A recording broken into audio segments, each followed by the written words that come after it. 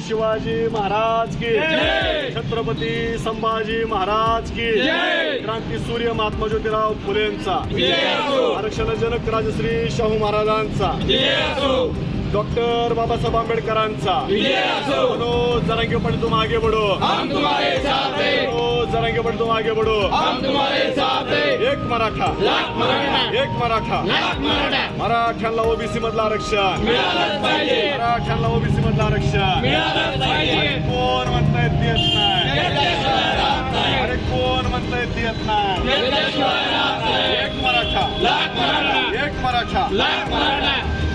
जय छत्रपती शिवाजी महाराज की जय, एक मराठा लाख मराठा, एक मराठा लाख मराठा, एक मराठा लाख मराठा। जरांगे पाटील तुम आगे बढ़ो, हम तुम्हारे साथ हैं, जरांगे पाटील तुम आगे बढ़ो, हम तुम्हारे साथ हैं। कोण म्हणता देत नाही, कोण म्हणता देत नाही, मराठ्याला ओबीसी मधून मराठ्यांना ओबीसी मधून आरक्षण मिळालंच पाहिजे, मराठ्यांना ओबीसी मधून आरक्षण मिळालंच पाहिजे। जय भवानी, तुम आगे बढ़ो, हम तुम्हारे साथ हैं।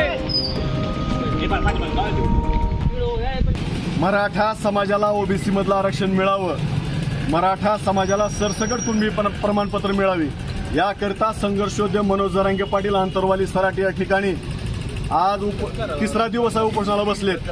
3 दिवस झालं सरकारनं अद्यापर्यंत कुठलीही दखल घेतलेली नाही, म्हणून आज आम्ही बार्शी तहसील कार्यालयासमोरील आमरण उपोषणाच्या ठिकाणी सरकारच्या नावानं या ठिकाणी वैकुंठ स्नान तिसऱ्या दिवसाचं करतोय।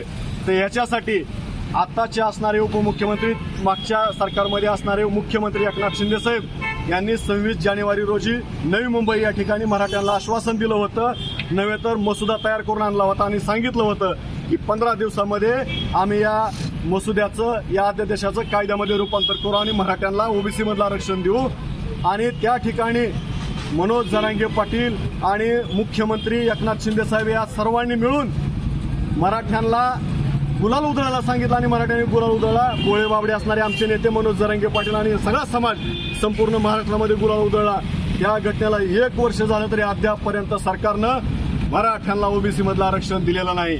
म्हणून आमची सरकारला हात जोडून विनंती आहे की आमचा योद्धा त्या ठिकाणी अंतरवाली सराटी या ठिकाणी त्यांच्या प्रकृतीशी झुंजतोय, जो सर्वसामान्याचा नेता आहे, त्या जरांगे पाटलांच्या जर जीवाला काय बरं वाईट झालं तर त्या ठिकाणी तुम्ही सरकार त्याला जबाबदार असणार आहोत।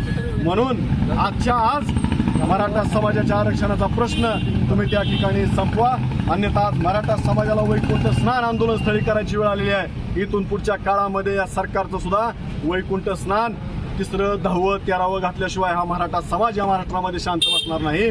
म्हणून आमची सरकारला विनंती आहे की तुम्ही मराठा समाजाचा प्रश्न असणारा आरक्षणाचा सोडवा आणि मराठा समाजाला ओबीसी मधलं आरक्षण द्या, एवढीच आमची सरकारला या ठिकाणी विनंती आहे। त्यासाठी हे वैकुंठ स्नान आज आम्ही बार्शी तहसील कार्यालयासमोर करत आहोत।